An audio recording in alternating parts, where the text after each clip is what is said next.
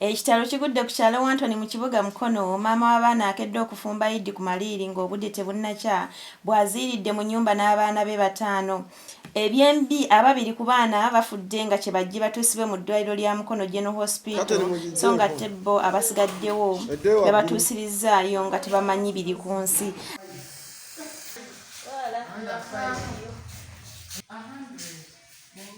Ono yazengula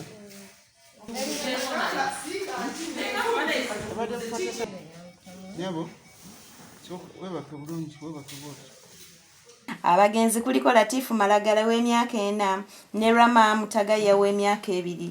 Balwadde abasigadde nga mu kiseera kino bali mu kujjanjabibwa kuliko maama waabwe Nakato Halima w'emyaka 27, Pase Mulerwa wa myaka 11, Catherine Nalumansi wa myaka 12 ne Margaret Ndibasa wa myaka 6. Emma Azizi Bba wa Nakato ng'abadde yasuze mu maka ge ag'okubiri ategeezezza nti bw'akedde ewaka n'asanga nga tebagunaggulawo, bw'ayise nga teri kanyego kwe kugenda ku ddiisa lyaguddewo n'asanga nga munda mujjudde omukka ng'awulira n'abayaziirana. Ayongedde okunnyonnyola nti yeegatiddwako abadduukirize ne bamenya oluggi ne basanga nga babadde mu nnyumba bonna tebamanyi biri ku nsi. Era wali kumpi tugezaako kuyamba engeri gy'ossaamu si nnungi, tukuyambako oleme kukozesa nnyo mawugwe. Ngenza oliggula ng'omukka guli muli muyitirivu, ng'omukka muyitirivu nenzigulawo oluggi bwenti kati nsobola okukola ki okubaggulamu mu nnyumba. Omuvubuka ngamba tokuba ddinisa tugule tuyise wano, naggulawo eddinisa bwatyo omukono naggulawo netubajjamu nembateekawo wabweru nenfuna entambula ebaleeta obwedda tusomba basombe ku piki. Maama w'abaana Nakato ng'amaze okudda engulu ayogeddeko ne Kyaggwe TV n'agamba nti yazuukuse essaawa nga 10 ng'ayagala okufumba nga tannagenda kutunda nkoko ze ezabadde zisigaddewo eggulo olwo aleka emmere ya Idi ng'eyidde. Agambye nti wadde yayagadde okufumbirwa wabweru nga bulijjo, yawulidde n'alengera n'omusajja atambula ebweru n'atya nti bandiba ababbi kwe kusalawo okufumbira munda. Abadde maze oteekako emmere kuye n'omukka ekendezezza omuliro kati nga nkumayo akasigiri akala nanfumbe.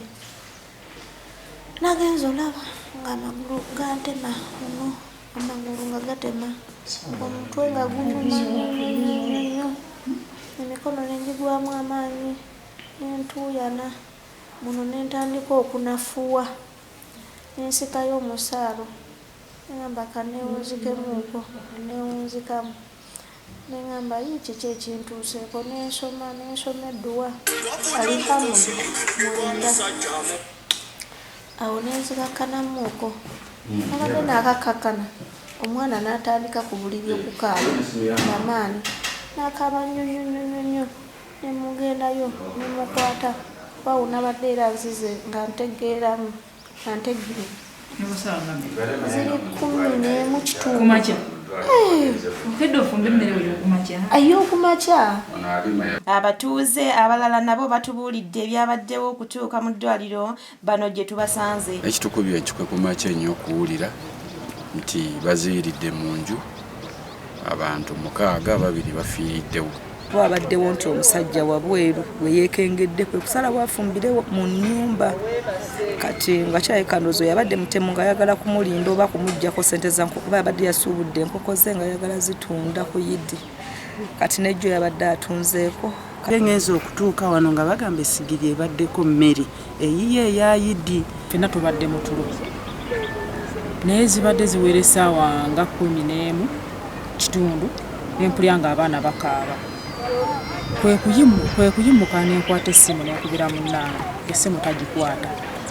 Nenyimuka neŋŋamba ngende nzigulewo ng'omukomye ku mulyango nga nyiza okuggulawo obudde bukyali. Kwe kuddayo nkebere ku ssaawa ng'essaawa zezo 11:30 n'abaana basirise kati nze nengula kinezirawo nenneebaka.